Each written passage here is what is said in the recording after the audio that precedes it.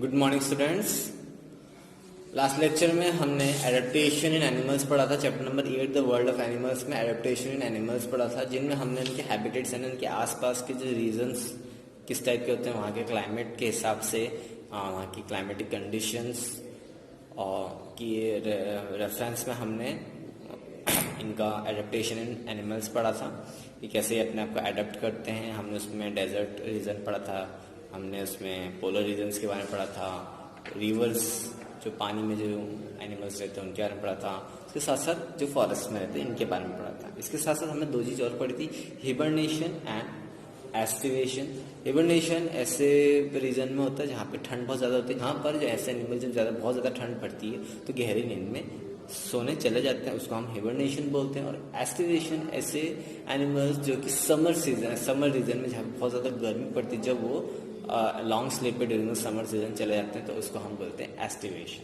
आज हम पढ़ेंगे बॉडी फीचर्स एनिमल्स के, ओके, कि क्या एडेप्टेशन करी है हमने अपने बॉडी फीचर्स के बेसिस पे। ओके, सबसे पहले हम स्केल्स। अब स्केल्स का अगर हम एग्जांपल ले तो कभी आपने मगरमच्छ यानी क्रोकोडाइल को देखा होगा तो उसके ऊपर की जो बॉडी है ना, उसकी जो ऊपर की जो स्किन है, सॉरी बॉडी मिस्टेकली मैंने बोल दिया, उसकी जो ऊपर की जो स्किन है बहुत थोड़ी सी खरदरी है या फिर उसमें स्केल्स बने हुए हैं। मीन्स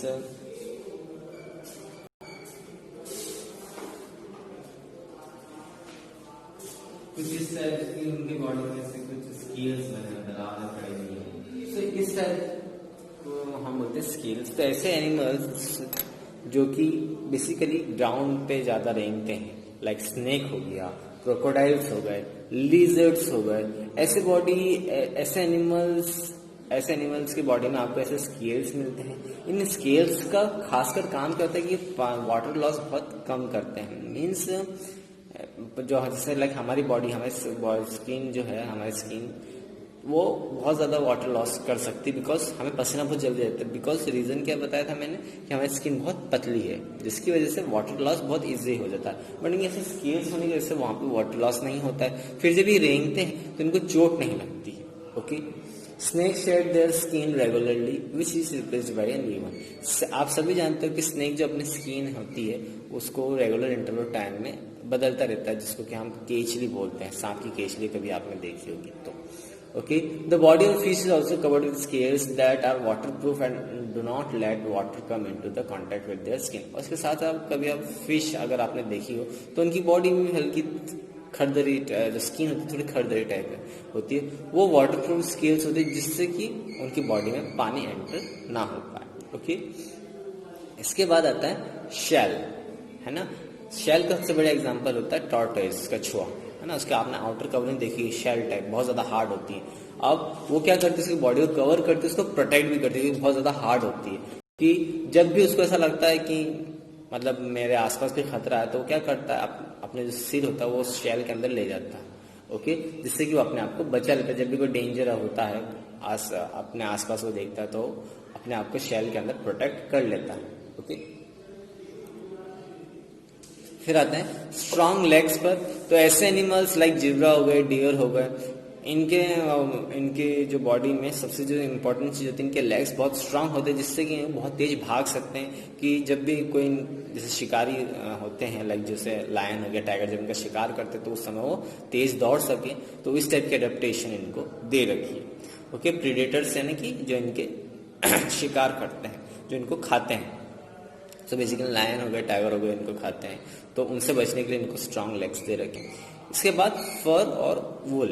ओके, फर यानी कि आपने एनिमल्स देखे होंगे जिनकी बॉडी पे बहुत ज्यादा फर यानी कि उनके बॉडी में बहुत ज्यादा हेयर होते हैं जो कि हेल्प करते हैं उनको ठंड से बचाने के लिए।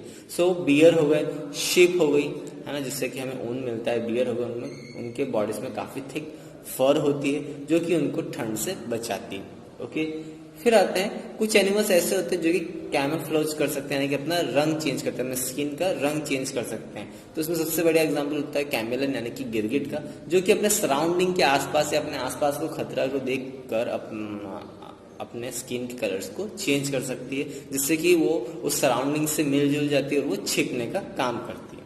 ओके, इसको हम कैमोफ्लेज बोलते हैं जब कोई एनिमल जो अपने स्किन के कलर को चेंज कर सकता है। ओके, अब हम नेक्स्ट जो एडेप्टेशन हम पढ़ेंगे वो हम पढ़ेंगे उनके ईटिंग हैबिट्स के ऊपर। ओके, सो बेसिकली 3 टाइप्स के ईटिंग हैबिट्स देखी गई है एनिमल्स में। एक होते हैं हार्बीवोरस या फिर प्लांट ईटिंग एनिमल्स।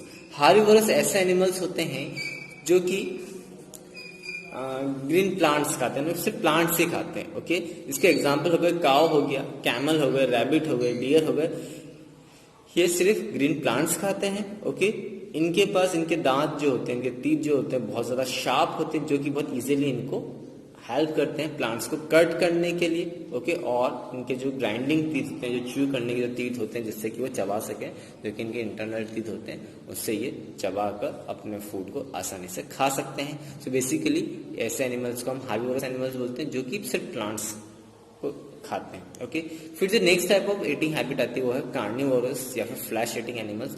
ये ऐसे एनिमल्स होते हैं जो कि दूसरे एनिमल के फ्लैश पर डिपेंड होते हैं, यानी कि दूसरे एनिमल की फ्लैश खाते हैं, यानी कि दूसरे एनिमल का मीट खाते हैं। टाइगर हो गया, लायन हो गया, वुल्व्स हो गए, ये ऐसे एनिमल्स है जो कि दूसरे एनिमल्स पर डिपेंडेंट रहते हैं, दूसरे एनिमल्स की फ्लैश पर, यानी कि उसके मीट पर डिपेंडेंट होते रहते हैं। इनके भी टीथ जो होते हैं बहुत शार्प होते हैं। इसके साथ साथ इनके क्लॉज यानी कि इनके हाथ के जो पंजे के जो नाखून होते हैं वो भी काफी स्ट्रांग होते हैं, जिससे कि ये अपने शिकार का मांस चीर सके। ओके, ईगल्स और वल्चर्स यानी कि गिद्ध और बाज, ये भी 2 ऐसे बर्ड्स हैं जो कि जब कोई शिकार कर लेता है और उसका खाना बच जाता है तो फिर वल्चर्स और ईगल उसको खाते हैं। ओके, ये इनके जो बीक्स होती है, इनकी चोंच होती है बहुत ज़्यादा शार्प होती है, जो कि हेल्प करती है इनको मांस खाने में और दूसरे एनिमल के फ्लैश को खाने में। इसके साथ साथ इनके पंजे, यानी कि इनके जो पाँव होते हैं, पंजे होते हैं, वो भी काफ़ी स्ट्रांग रहते हैं, जो कि अपने एनिमल्स या अपने शिकारी को इजीली कैच कर सके। ओके, जो नेक्स्ट टाइप का जो ईटिंग हैबिट है वो होती है ओमनीवोरस। ओके, ओमनीवोरस ऐसे एनिमल्स होते हैं जो कि दोनों पर डिपेंडेंट रहते हैं, वो प्लांट्स भी खाते हैं एज वेल एज वो अदर एनिमल्स की फ्लैश भी खाते हैं, अदर एनिमल्स के मीट को भी खाते हैं। तो उसमें एग्जाम्पल हो गए bears, dog and human being also. Bears भालू, डॉग आपने जाना कुत्ता, और ह्यूमन बींग्स यानी हम इंसान भी कुछ ऐसे रहते हैं जो कि नॉन वेजिटेरियन रहते हैं, जो कि वेजिटेबल्स भी खाते हैं। उसके साथ साथ हम ये नॉन वेजिटेरियन या मीट भी खाते हैं। ओके, उनके भी टीथ बहुत शार्प होते हैं, बहुत ज़्यादा उनके जैसे टीथ हमने चैप्टर नंबर 2 में ग्राइंडिंग टीथ्स पढ़े हैं, कटिंग टीथ्स पढ़े, इंसिसर्स। तो हम सब जानते हो कि इंसिसर्स का काम क्या होता है कि किसी भी हार्ड चीज को ब्रेक करना है, इसको सीजर की तरह काटना। ओके, और जो ग्राइंडिंग टीथ जो हमारे मोलर्स जो कि उसको खाने को पूरा महीन कर देते हैं।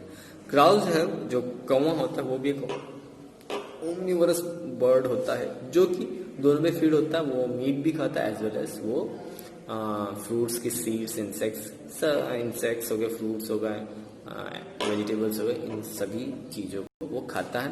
उसके भी जो बीक होती है, उसकी चोंच होती है, वो भी काफी शार्प होती है, जिससे कि वो फ्रूट्स, सीड्स, इंसेक्ट्स और अदर एनिमल्स की फ्लैश भी खा पाता है। ओके, इसके अलावा आपकी बुक में एक और फैक्ट है, ऐसे बहुत सारे एनिमल्स होते हैं जिनकी रीढ़ की हड्डी होती है, तो ऐसे एनिमल्स को हम वर्टिब्रेट बोलते हैं। ओके, और ऐसे बहुत सारे एनिमल्स होते हैं जिनकी रीढ़ की हड्डी नहीं होती है, तो उनको हम बोलते हैं इनवर्टिब्रेट एनिमल्स। ओके, यहाँ पर आपका चैप्टर नंबर 8 कंप्लीट होता है। ओके, नेक्स्ट लेक्चर में मैं आपको से क्वेश्चन आंसर्स प्रोवाइड कर दूंगा। आज के लिए इतना ही, थैंक यू।